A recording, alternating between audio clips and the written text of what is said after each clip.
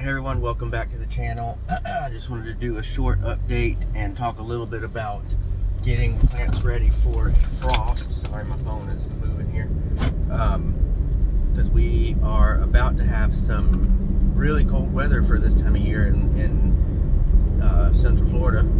We're going to have, where I am, we're going to have 2 nights below freezing, and that's unusual for this time of year here.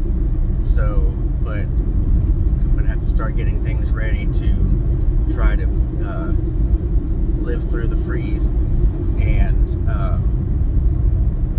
just wanted to give a couple of little pointers about how to do that when it comes to, you know, smaller plants, smaller trees, things like that.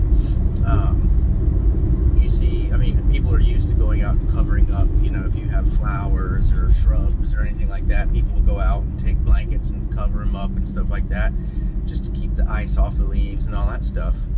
But there's a way that you can help actually keep it a little bit warmer inside the blanket or whatever you're using, and that is, especially when you're working with, you know, individual plants, not shrubs or anything like that, you can actually take a stake of some kind and hammer it into the ground, but it needs to still be taller than the actual plant.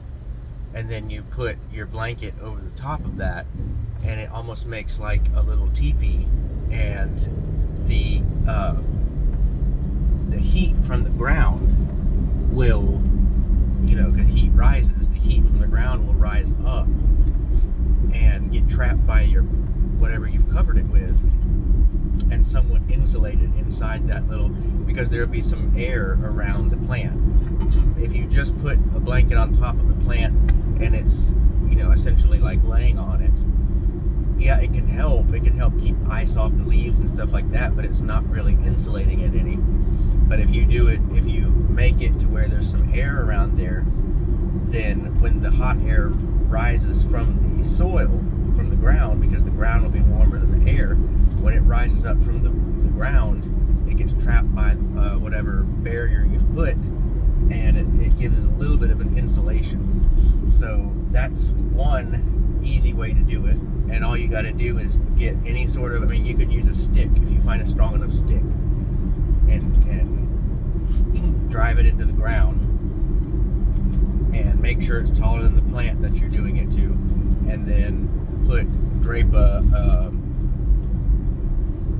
sheet or a blanket or whatever you're using over the top of that, and it will provide some insulation. Now when it comes to trees, my friend Sam from Scrubland Farms just sent out a little notice, a little email about ways that you can prepare trees for freezes. Now if you have a very, very large established, well, I won't say very, very large, but if you have a more established tree, for instance, like my everbearing mulberry is a little more established, so it's too big to cover. I'd have to cut it basically down to cover it, but it's too big. I don't have anything big enough to cover it, but it's well enough established that I don't really need to.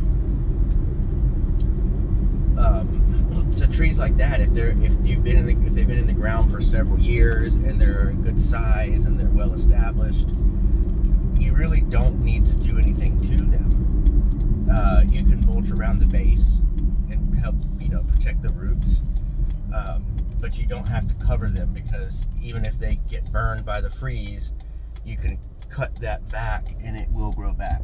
It will regrow, because the roots are down deep enough that they won't get damaged.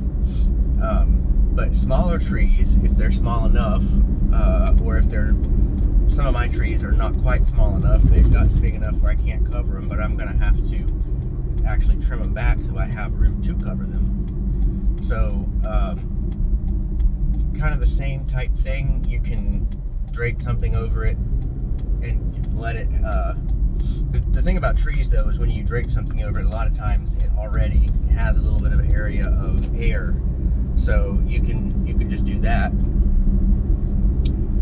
But if you need to, if it's a small enough tree, if it's like a sapling, you can do the same thing where you drive something into the ground and create that little tent, and it'll help insulate it. You can also, with any of the trees, you can put mulch around the base to protect the roots. But one of the things that Sam said to do is make sure you water your trees very, very well before the freeze hits and then after it passes, because one of the things freezing weather will do is really dry out everything, dry out the ground, dry out everything. And so making sure it's nice and watered, it protects the roots somewhat, but it also prevents them from getting dry. And that's one of the things that will kill it from a root perspective. You know, the leaves are going to get burned and they're going to fall off, and you're going to have to prune it back, but it will come back. As long as the roots are okay, it will come back. But protecting the roots, you want to make sure that they're staying moist, because when it freezes and it dries out and the roots get too dry, that's when they're going to die. And then if the roots get damaged, then the whole tree is more than likely going to die. So I had trees last year that I've shown that I thought were dead, and you know, everything looked like it had died, and I cut it all the way down to the ground, but sure enough, it came right back because the roots were protected. So it's one of those things, you know, this is unusual because they actually said the other day that this is going to be the coldest Christmas that we've had here in 40 years. It's supposed to be, I think, in the 20s tomorrow night and Saturday night. So, and where I am, that's unusual this time of the year. Normally that doesn't happen until January, February, that sort of thing.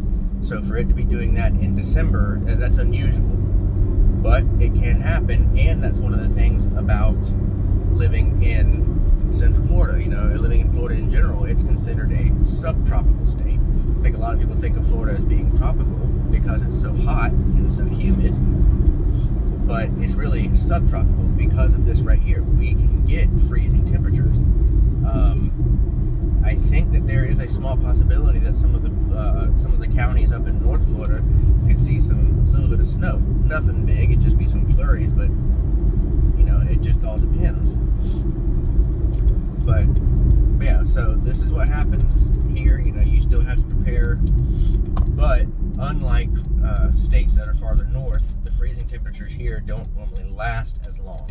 It may be below freezing for 2 or 3 hours at the most, and then it'll start warming back up again. Whereas some of your northern states, it's freezing for days on end, and then nothing's going to survive that unless you have it in a greenhouse. So, or unless you plant things that just go right through freezes, which I don't really know. I don't know what does, because I don't live in that area. So anyways, that's just some pointers about what you can do to protect your plants from freezing. I hope everybody has a good Christmas this weekend, and I hope that everybody stays warm wherever you are. And thanks for watching, and I will catch you after this freeze passes, and we'll assess what's going on. So thanks for watching. Take care, guys.